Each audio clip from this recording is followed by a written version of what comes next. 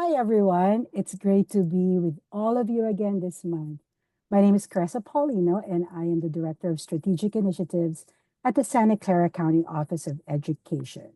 So we are now in the peer learning portion of our community of practice, continuing the blending and braiding series that we started back in February.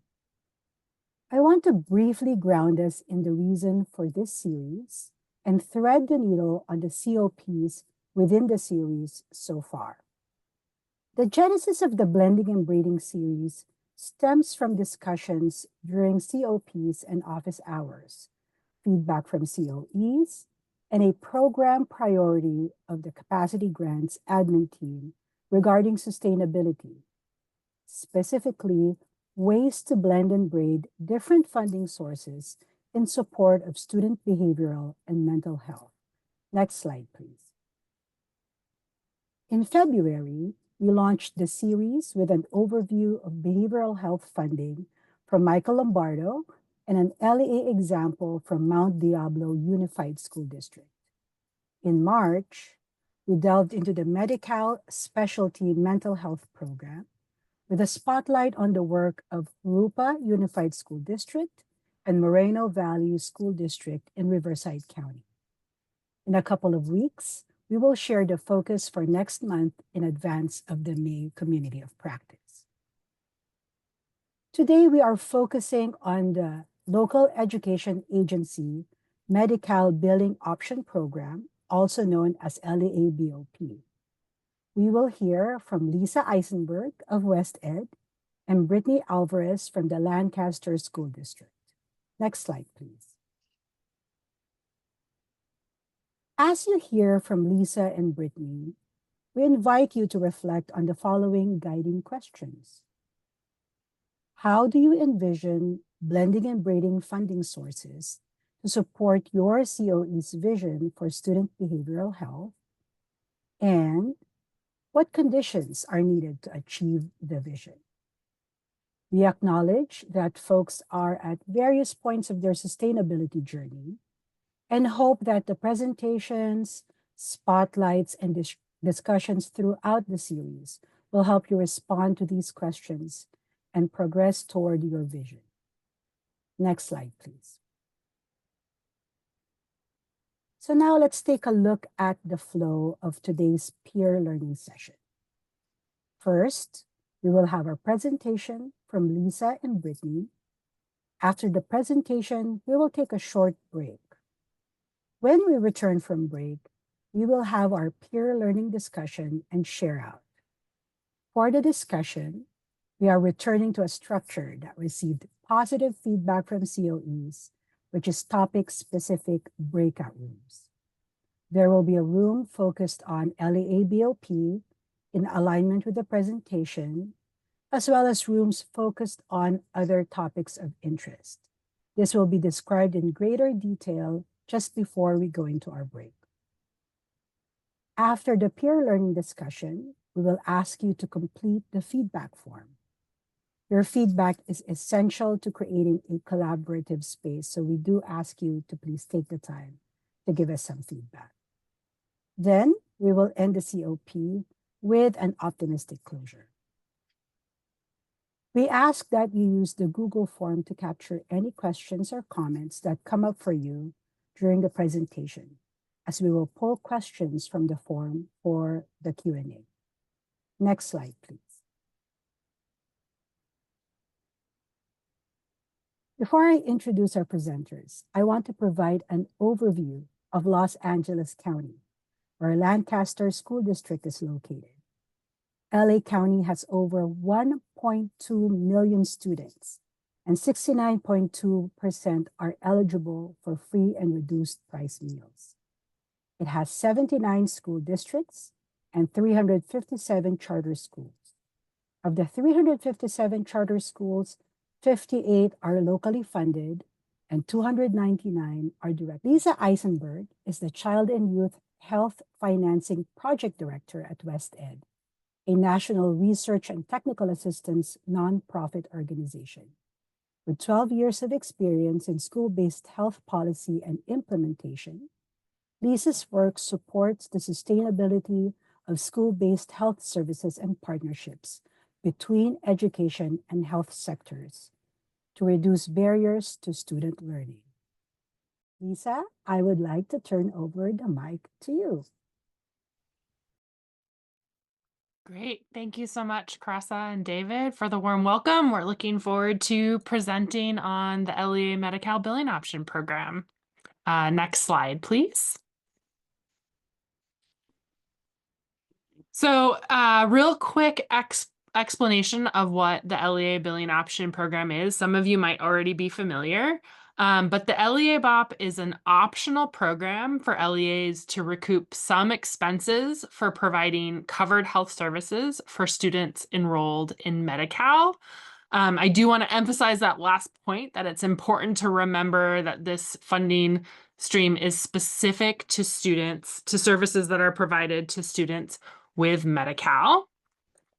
LEA BOP is also an ongoing funding stream, meaning that this can be part of an LEA's or your LEA's long-term healthcare delivery system and sustainability strategy. The third point, this is not meant to be an onboarding overview of the LEA Billing Option Program, and as such, I'm not going to go into deep detail about how reimbursements are calculated in the LEA Billing Option Program. We would be here for many hours. But just so you know that when we are talking about LEA BOP in comparison to the CYBHI fee schedule, LEA BOP revenue is calculated a little bit differently than what the fee schedule is under fee for service. So it's just important to remember that reimbursements are scheduled a little bit different, are calculated a little bit different between the two programs. And then the last point that I want to make is that LEA BOP has been in operation in California for a couple decades. And much of that time when it was operating in California, it was focused on or limited to health services that are provided to students in special education or as part of a student's individualized education plan. I really want to emphasize that that changed in California about 5 years ago with an expansion of billing to students outside of special education. So for the county offices of education folks that are in this virtual room with us today, I want to just pause and articulate that you all are likely enrolled and billing LEA BOP already as a county office of education. And many of your school districts are probably already participating as well. But given that the program had been focused in special education, that often, if you are not familiar with the program, folks in your special education departments might be. So I just want to flag that that is an opportunity to connect with other parts of your organization to understand more about this program. Next slide. So this slide explains the services that are covered under the LEA Billing Option Program. And again, it's important to note that LEA BOP does reimburse for mental health assessments and treatments for students with individualized educational programs and for students without IEPs or individualized education programs. I also want to really emphasize that LEA BOP covers many other health services outside of mental health, including but not limited to nursing services, speech and occupational therapy, and hearing and vision. So this slide shows the mental and behavioral health services that are covered by the program in dark blue, as well as the other health services that are covered under this program. And again, this covers services for students that are enrolled in Medi-Cal. Next slide. So this slide explains some of the similarities and differences of covered services between LEA BOP in green and fee schedule in light blue. So starting on the green side, unique to LEA BOP, this includes mental health services that are in a student's IEP. It also includes physical health services. And again, I'm going to be a broken record on this, but I do want to emphasize that LEA BOP only covers services that are provided to students with Medi-Cal. So going on the other side of the slide, what is unique to the fee schedule includes mental and behavioral health services for privately insured students, services provided by some types of practitioners, such as community health workers and wellness coaches, as well as some drop-in mental health and counseling services. So we thought it was really important to understand what LEA BOP is in relationship to the fee schedule, since many of you here on this call are really thinking about leveraging the CYBHI multi-payer fee schedule. So then getting into the middle are the services that are covered by both programs, but very importantly, you cannot bill to both programs for one service that falls in this middle. So that limitation is really to prevent double dipping or double billing for one service. But the services that sit in the middle that are covered by both programs, covered does not mean that you can bill both programs.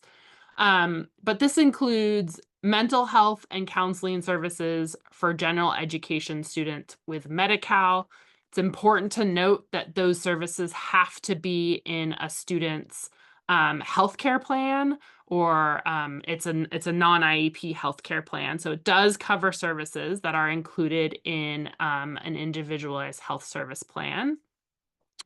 And I also want to say that there are also eligible practitioners that are covered under both programs. And these include common practitioners that LEAs employ, such as school counselors, school social workers, and school psychologists. So those eligible practitioners are actually eligible under both programs, the LEA BOP and the multi-payer fee schedule. Okay, next slide. So this is the last slide of my section, and then I'm happy to turn it over to Brittany, who will talk a lot more about what LEA BOP looks in Lancaster Unified. But I do want to leave you with considerations. What does it mean to participate as an LEA in both the LEA Billing Option Program and the fee schedule? So as I mentioned at the start, most, if not almost all, county offices of education are enrolled in LEA BOP, and many of your school districts are probably already participating as well. So it's really important to recognize that you are probably already enrolled in LEA BOP. So what does it mean to do both LEA BOP and fee schedule? So some considerations that you might want to think about when you are understanding the differences and similarities between the programs is the population of your students. So do you have high rates of students with Medi-Cal, or do you have high rates of students with private insurance, or do you have a mix of both? You might also want to think about the overlap in eligible practitioners. For example, do you have a team of mental health staff, school counselors, clinical therapists that provide mental health services as part of a student's IEP and to all students broadly as well? So thinking about who are your mental health practitioners delivering services to. And then we can't go into all of them, but there are also administrative similarities between the programs, such as the requirement to document services, as well as administrative differences. And as I mentioned earlier, that could include how revenue is calculated differently between the two programs. So if you are participating in both programs, both LEA BOP and the fee schedule, there are some really important things that you need to know and keep in consideration. So if you are participating in both programs, behavioral health services that are part of a student's IEP should be billed to LEA BOP. If you are participating in both programs, general education behavioral health services, so services that are provided outside of a student's IEP, it's our understanding that those should be billed to the fee schedule. And I know that this is if you're participating in both. If you are an LEA that is not yet participating in the fee schedule, some general education behavioral health services could be reimbursed through LEA BOP. So that's just an important thing to remember is you can bill so long as you are not participating in the fee schedule. And then again, I've mentioned this already, but you cannot bill both programs for the same services. You cannot duplicate billing. So meaning you cannot bill the cost of one service to both the fee schedule and LEA BOP, even if that service is technically a covered service under both programs. So there is a way that the Department of Healthcare Services has set up to avoid duplicate payment for the same service. And in order to do that, and you are an LEA participating in both, deductions of fee schedule revenue are handled in the LEA BOP cost report. And if you're not deep in the weeds of billing, that's okay. Just know that there are mechanisms in play to avoid duplicate billing. I don't have a ton of time to cover in the nuances of how that process looks, but just know that it's an important analysis for you as an LEA when you consider how this requirement preventing duplicate billing will impact your overall revenue when you participate in both programs. And I feel like that was a quick crash course in LEA BOP. Next slide. This is just really quickly my email contact if you have any follow-up questions. We'll stick around for questions during the breakout session, and then also note that my colleague Jeremy Ford is also available for questions. Our next presenter is Brittany Alvarez. She is the LEA Medi-Cal SMAA coordinator at Lancaster School District, a role she has held since 2020. Brittany first joined the district in 2018 and has since become an active leader in the field. As a member of the DHCS ad hoc work group and all subcommittees, she contributes to policy discussions and program improvements. Additionally, she runs her own statewide coordinator group, fostering collaboration and best practices across districts. My name is Brittany Alvarez. I'm the LEA SMAA coordinator at Lancaster School District, which is in LA County. And that's just my quick information, which you'll also get later. Next slide. Okay, so here's a little bit of information about Lancaster School District's demographics. We currently have 22 school sites, one of which is a mod severe profound site specifically for our IDEA students, and we also have one virtual site. We have a total of 14,588 students that range from preschool through 8th grade. Out of those students, 12,497 of them are Medi-Cal eligible. We have a very high Medi-Cal eligibility rate. It's 85.6%. So yes, we bill for LEA BOP. Next slide, please. Okay, so that being said, I came into this position and I didn't really know the programs very much. I had accounting background, but I didn't have Medi-Cal billing background, especially in a school-based setting. So I needed to know everything I could. So I tried to acquire all the information as possible. So step one was making sure I was updating my account and contact information within my county offices, DHCS, my billing vendor, and then basically any other community groups that I could get my hands on. I was a part of that as well. Step two was I was evaluating my programs and what we currently do as a district versus what can be done, so that I could set some program goals for myself. Step three was streamlining communication. This was a huge deal for me. I needed to know who within our district I needed to communicate with to ensure that I had access to everything that I needed. Networking. I cannot emphasize that enough. And reaching out to all the necessary department heads for who I needed to get assistance in any way possible.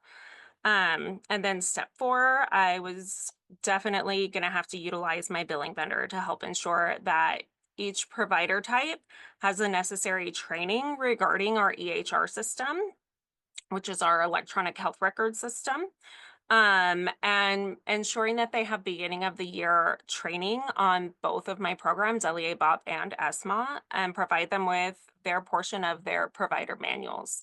And then step five, setting clear expectations. Because once I've got all of my information, I need to let everyone know, okay, this is how these programs are going to run. And hopefully not have too many hiccups moving forward. Next slide, please. Okay, so I came in at the end of 2021 in May. And so I wasn't involved in any of the billing for that year in anything that the programs ran. So I just closed the year out, but I basically didn't have a hand in hardly anything. So at this point, we were only billing for special education services, and we did not have an ORP. Which is an ordering, referring, and prescribing practitioner to sign off on treatment services, such as like OTPT and the mental health treatments. Next slide, please. So, okay, in order to expand the programs, I first needed to identify potential untapped opportunities. What were my goals with the program? How could I increase our revenue stream? So this meant a full breakdown.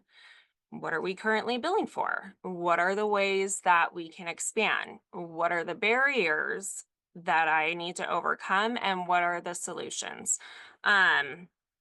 So this was a huge undertaking for me, as all we were doing was billing for special education. So this is something I highly recommend to every district, every county office.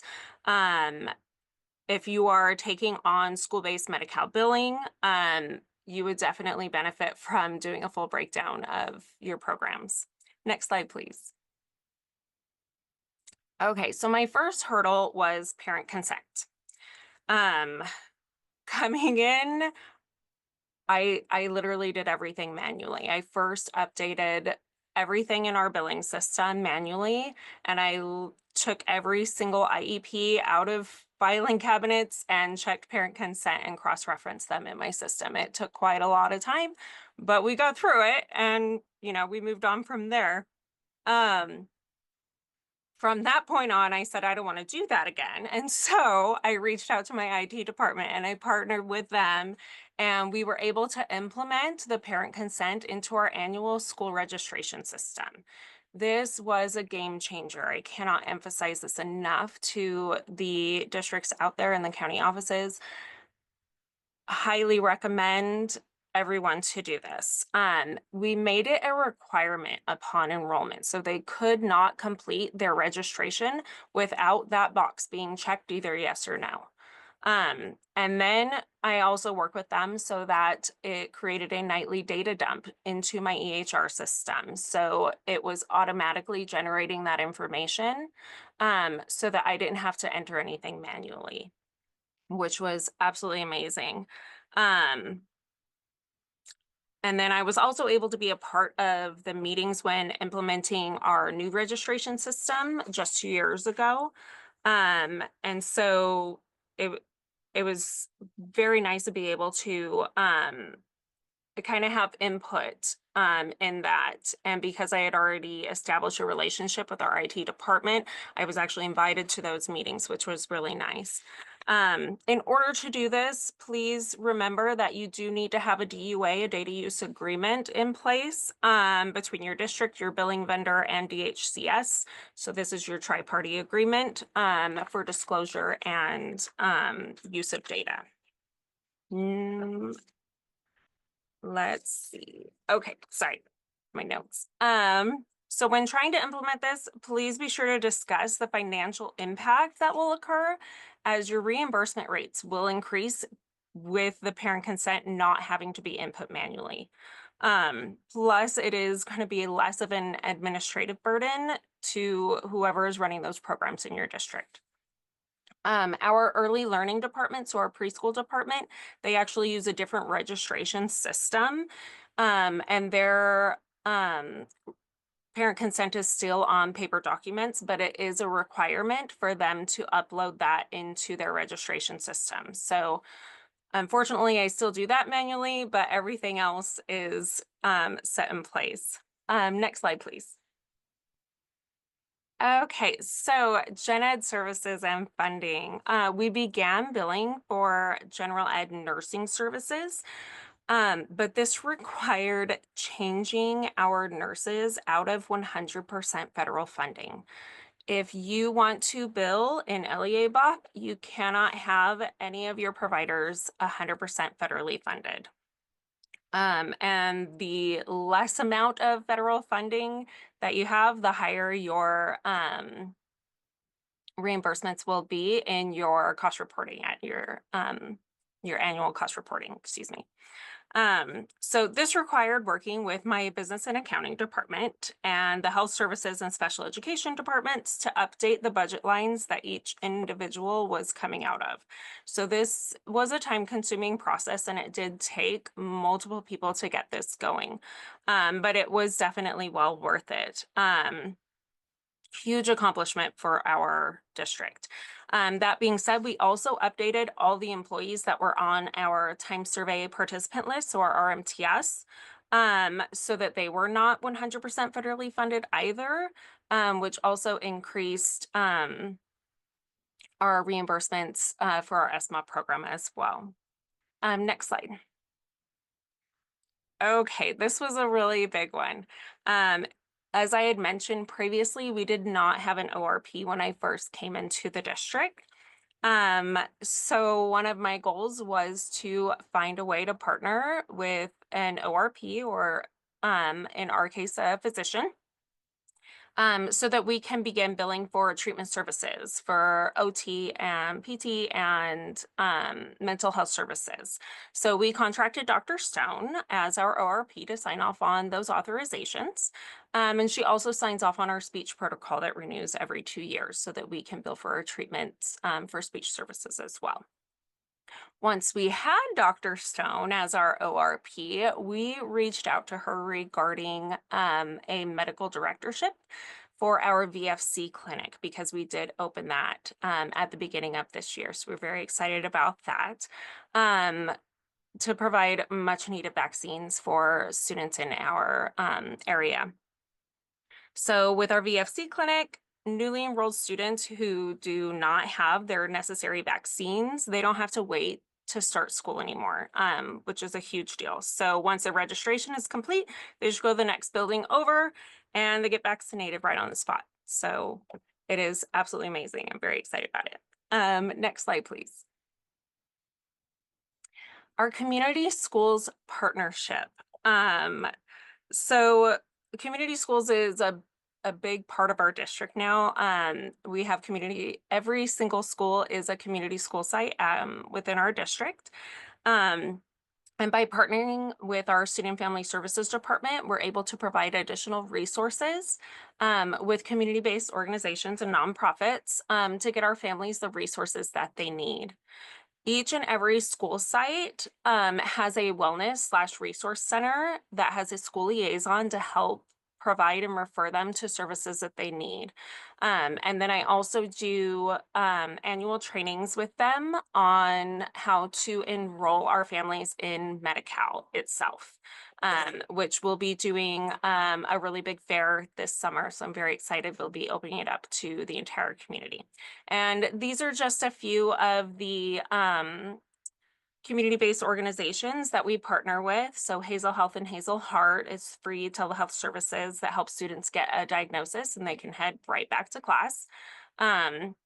We partner with Vision to Learn and Power of Sight. They provide free eye exams and glasses to our students and families. Big Smiles and Jerry Smiles do oral health assessments, cleanings, and minor restorative care like fillings. And then Cal Hope through DHCS provides free mental health services through Bright Life for Kids and Saluna. Bright Life is for our kiddos age 0 to 12, and Saluna is for our teens to young adults. Next slide, please. Okay, so this is my basic breakdown from 2021 until this year. So you'll notice I do have a lot of X's in there for things that we didn't previously bill for. Our health aid treatments, specialized procedures, ADLs, those started this fiscal year. Anytime a student goes in to take medication in the health office, we're now able to bill for that. That was a really big undertaking, and I'm very excited. And if you look towards the bottom, one of the other things that we started to bill for is transportation. So districts can get reimbursed if a student does have transportation eligible in their IEP. And that has a lot going into it as well. We won't go into all of that, but over the years, you'll notice I've tried expanding as much as possible.